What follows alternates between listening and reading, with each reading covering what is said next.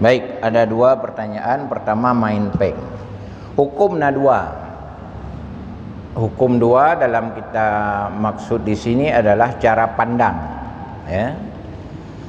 Pertama, hukum berdasarkan aslinya hukum.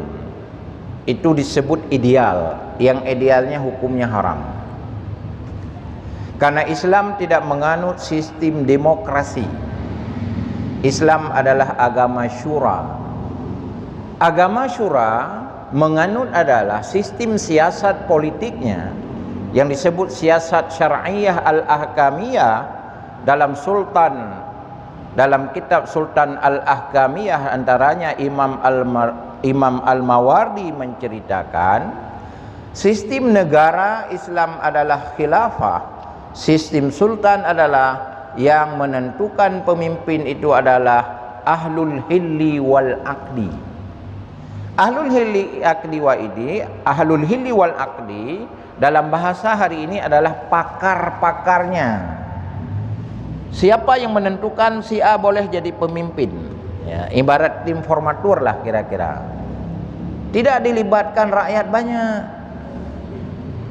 Kalau sistem demokrasi, di dalam sistem memilih, dia tidak akan beda orang saleh, orang baik, orang sekolah, tidak sekolah, si S1, S2, tidak ada beda.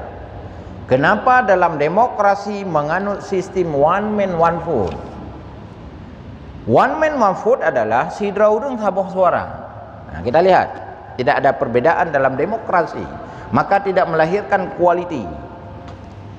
Si alim memilih suara satu, si jahil memilih suara berapa? Satu. Apa beda si alim dengan si jahil? Pejabat memilih suara berapa? Satu. Pejahat memilih suara berapa? Satu. Apa beda pejabat dengan penjahat? Orang tidak salat memilih suara satu. Yang ke masjid memilih suara berapa? Satu. Apa beda orang baik dengan tidak? Hebat enggak demokrasi? Bahaya enggak demokrasi? Karena inilah sistem demokrasi. Untuk menarik ini maka butuh sistem sedikit kejahatan. Kalau kita masuk dalam kelompok kejahatan, lalu dia bayar. Pertanyaan, siapakah orang lebih banyak orang baik dengan orang tidak baik? Siapakah yang kuat ekonominya merata menengah ke atas dengan ke bawah? Ekonomi adalah kebutuhan, uang adalah kebutuhan. Bagi orang yang tidak memiliki prinsip, yang penting ada uang, dia tidak melihat apa fungsi pemimpin negara besok harinya. Atai kaiju gerubak cindui kabere, hijuk tikre eja krung kabere. Dia tidak akan berpikir bagaimana menyelamatkan agamanya. Baru kembali yang kedua disebut hukum dalam perspektif aridi, dilihat efek. Seorang pemimpin benar, dia baik, jujur ketimbang dengan yang lainnya di dalam perbandingan. Karena orang sudah main uang, kalau dia tidak membuat, dia tidak akan menang. Dia adalah lakukan untuk melawan kezaliman dengan kezaliman. Itu dalam perspektif agama, ketika dilihat nilai kemaslahatannya lebih tinggi, itu dibolehkan agama pada saat itu. Teorinya adalah idza ta'arrada muqtadi wal mani' qudimal mani'. Teori kedua, apabila bertentangan antara kebaikan dengan keburukan, lihat siapa nilai yang muncul yang lebih tinggi. Menyata pegatnya na dua boh kebajikan, 8 kejahatan, tinggalkan. Menyata pegat mono na dua boh kejahatan, 8 kebajikan, silakan lakukan. Untuk memastikan ini, ketika kita naik benar menang orang yang baik, siapa? Apa indikatornya? Itu butuh analisis. Butuh tim-tim tertentu. Coba menyebab negara tim sus lah. Tim khusus untuk meneliti hal-hal ini. Kalau begitu ada saat dibenarkan, bukan karena benar, tapi dibenarkan. Yang idealnya tidak boleh. Karena Islam menganut sistem syura, bukan demokrasi. Kalau begitu siapa baik Islam dengan sistem demokrasi? Kan terjawab.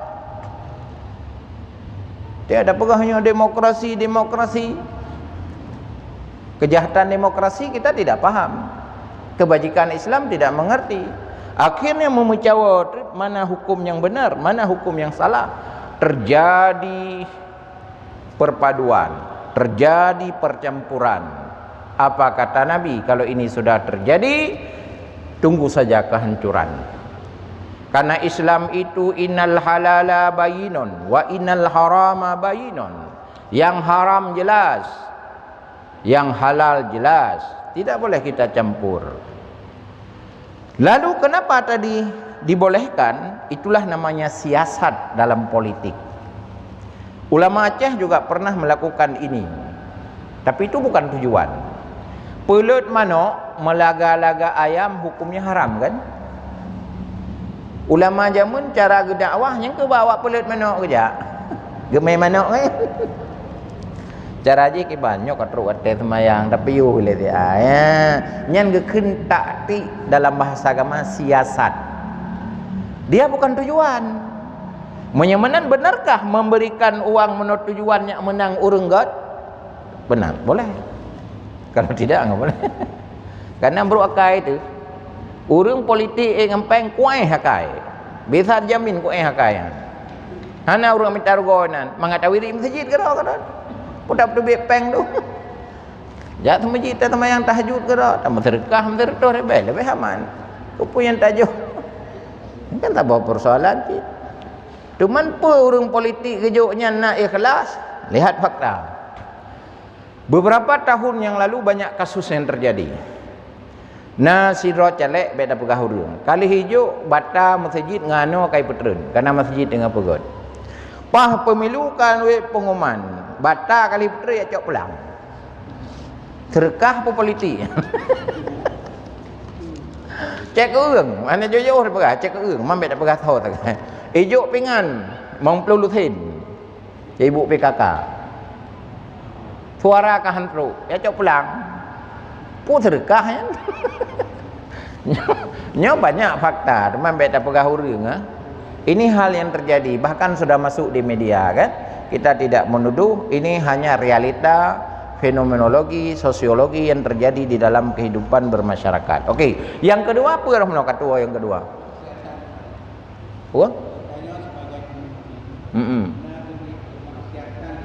Oke ya, Kang. Tugas pemimpin adalah melahirkan regulasi, fungsi hukum untuk pasti. Nah, kalau begitu menurut agama anda babi itu halal, boleh regulasi agama anda. Itu namanya hukum khusus bagi dia, tidak bersifat umum. Maka hukum ada namanya leg generalis dan leg spesialis. Kalau menurut anda yakin seperti ini, ya kembalikan kepada keyakinan masing-masing agama. Siapa yang berhak menjawab ini? Diberlakukan teori otoritas, namanya teori otoritas. Teori otoritas adalah yang berhak menjawab kalau bicara agama adalah masing-masing agama. Anda Katolik, ya majelis gereja yang jawabnya. Apa haram babi atau halal? Oh kami orang Islam, siapa yang jawab? Majelis ulama. Haram atau halal? Tugas pemimpin melahirkan regulasi, memberikan wadah regulasi, membuka wadah regulasi. Dia tidak berdosa jika masyarakatnya melakukan itu karena beda keyakinan. Itu diatur di dalam negara, diatur dalam agama. Istilah agama lakum dinukum waliyadin, dalam istilah negara menurut keyakinan masing-masing agamanya. Tapi beda campur antara agama A dengan agama B. Kon diatur dalam pasal 29 ayat 2 dalam konstitusi Undang-Undang 45. Jadi menyamanan hana masalah pemimpin memberi wadah. Jadi karena masing-masing agama. Cuma nurunnya pertanyaan yang besar adalah apakah benar yang dilakukan menurut agama atau menurut nafsu? Contoh, nyampai Medina hanya napu kau Islam. Pertanyaannya adalah, apakah agama Kristen boleh berzina? Pu agama Katolik boleh berzina? Pu agama Hindu boleh berzina? Agama mana yang boleh berzina? Menyatap dalihnya. Apakah ni Medina betul? Kenapa? Karena agama Kristennya. Menyata pedalah ke agama, ayat mana yang boleh berzina? Semua agama pada prinsipnya haram zina. Enggak ada satupun agama yang melegalkan zina. Cuman cara menikah beda-beda. Madum agama yang kekun agama, zina itu haram. Boleh dibuka semua Injil. Dari 73 Injil, semua zina, ajaran zina haram. Weda, Petaka, sama haram hukumnya. Islam apalagi wala taqrabu zina. Jadi mana ketika orang kepedalih agama, kita harus bertanya, agama apa, dasar apa? Oh, ini agama misalnya Kristen. Injil apa kita tanya? Ini ada perjanjian lama, ada perjanjian baru. Di dalam perjanjian lama lahir 5 Injil.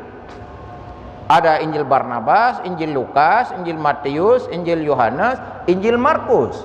Ketika Anda mengatakan boleh berzina, Injil mana? Enggak ada ayat Injil yang boleh berzina. Menyamanan tak pedalih ke agama zina, keliru. Berarti menyamanan menzina pun nafsu, bukan karena agama. Ketika bicara nafsu, hilanglah agama.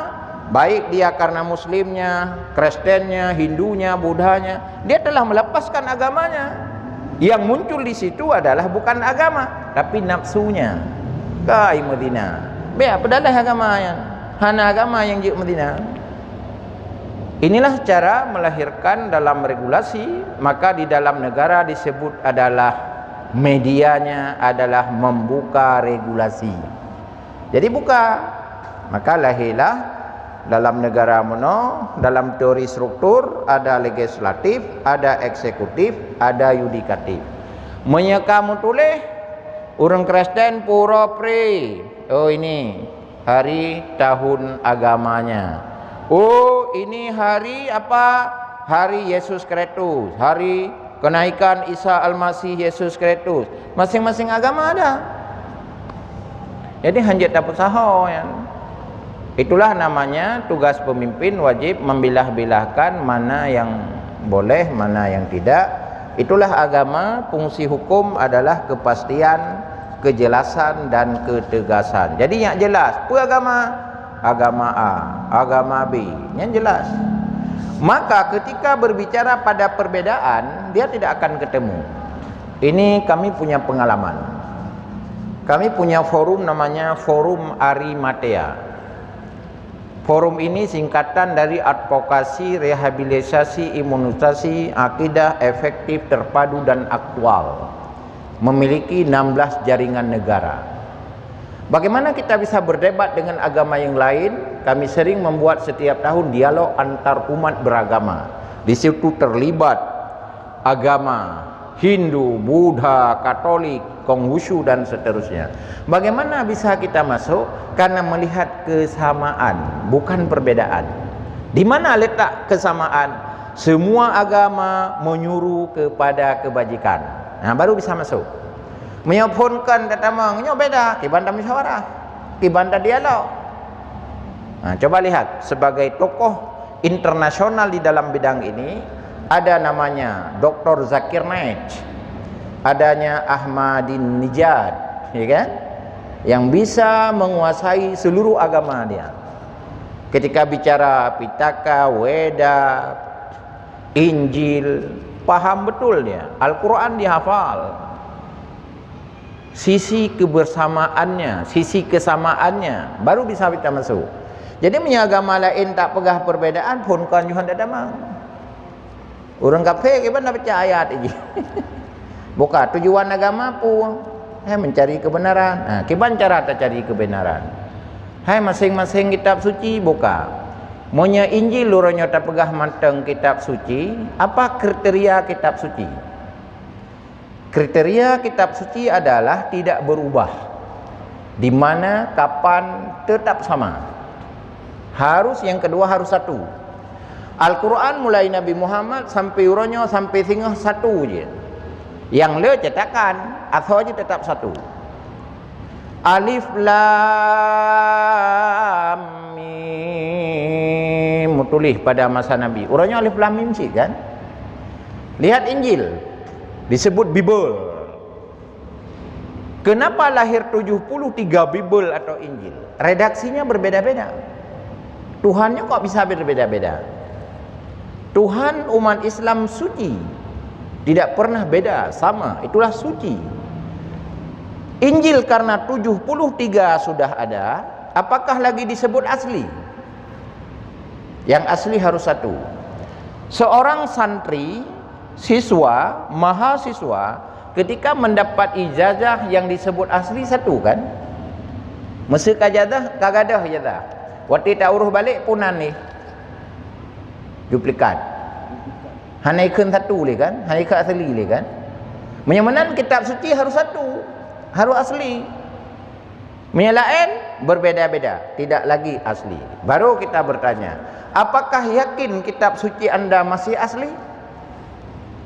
Kriteria aslinya apa? Kenapa dalam memahami Tuhan bisa dua? Kenapa lahir Kristen Katolik dan Kristen Protestan? Kristen Katolik mengatakan Isa Al-Masih Yesus Kristus telah disalib. Kenapa Kristen Protestan berkata tidak? Bagaimana jawaban Al-Quran? Buka surat An-Nisa ayat 15. Wa qaulihim inna qatalna Isa bin Maryam Rasulullah wa ma qataluhu wa ma salabuhu. Nabi Isa tidak pernah dibunuh, tidak pernah disalib. Di dalam istilah hukum, ketika ada hukum lama, muncul hukum baru. Yang mana kita pakai? Yang baru kan? Nah, Al-Quran adalah kitab suci yang terakhir. Ada perjanjian lama dalam Injil, ada perjanjian baru. Kenapa berubah?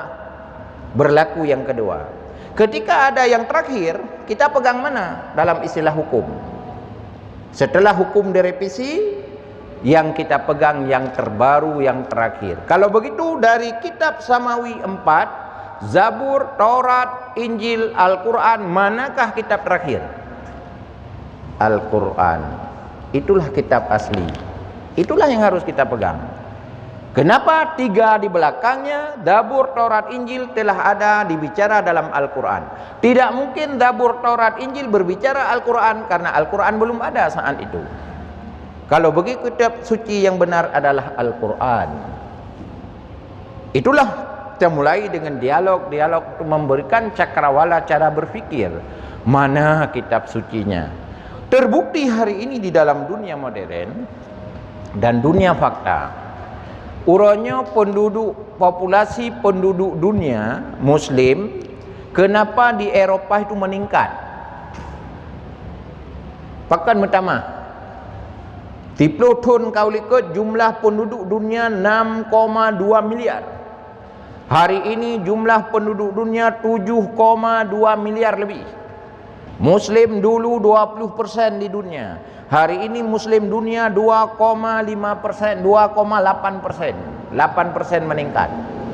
Siapa yang masuk Islam di Eropah? Orang-orang cerdas, para pastor, para ilmuwan ketika dikaji. Itu apa kita beragama jika tentram jiwa tidak ada ketentraman? Akhirnya dia pelajarilah agama-agama di dunia. Berapa agama di dunia? Berdasarkan sejarah agama itu lahir seratusan agama di dunia.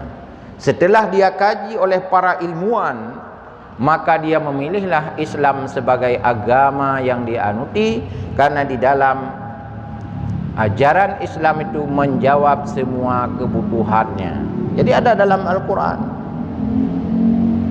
Contoh terakhir sebagai perbandingan, mungkin ini menjadi PR. Indonesia negara memberikan legalitas semua agama dalam arti 6 agama. Itu sah menurut negara. Pertanyaannya, kenapa kantor urusan agama tidak ada kantor urusan Katolik, agama Katolik? Yang ada kantor urusan agama Islam. Pakan orang Islam tengah menikah je bak kuah. Pakan hana kuah Katolik. Pakan hana kuah Hindu. Pakan hana kuah Protestan. Bahkan hana kuah Konghucu. Padahal negara telah memberikan legalitas Anda menganut agama, punya ajaran dan seterusnya. Walaupun nanti kalau kita pelajari agama, baru sah disebut sebuah agama dalam kajian agama ada 2 syarat mutlak. Yang pertama adanya Rasul, yang kedua adanya kitab suci. Bila 2 ini tidak ada, itu tidak boleh disebut agama, hanya disebut aliran dan kepercayaan. Kalau Anda mengatakan Katolik sebuah agama, kitab sucinya apa? Oh, Injil. Rasulnya siapa? Isa Al-Masih. Ada. Kalau misalnya hari ini Bahai dianggap sebuah agama, kita bertanya, Rasulnya siapa? Kitab sucinya apa? Nggak ada. Maka tidak boleh disebut agama. Itu yang boleh disebut aliran kepercayaan atau aliran sesat. Tidak bisa disebut agama. Nah, kembali kepada 6 agama tadi, ini fakta dan realita sampai Singapura hana kantor urusan agama Katolik. Bahkan awalnya menikah bak catatan sipil. Cok administrasi bak catatan sipil, bak diskup capil. Linyan jak bak gereja. Datang ke gereja, baru datanglah pendeta, mengangkatlah Injil, Yesus memberkatimu, selesai. Islam kan tidak. Mana saksi, mana wali, mana sirat, mana ijab, mana kabul. Gekele wali kalung penikah anak kandung tuan kegata Sulaiman bin Ismail dengan mas kawin 20 mas mayam tunai.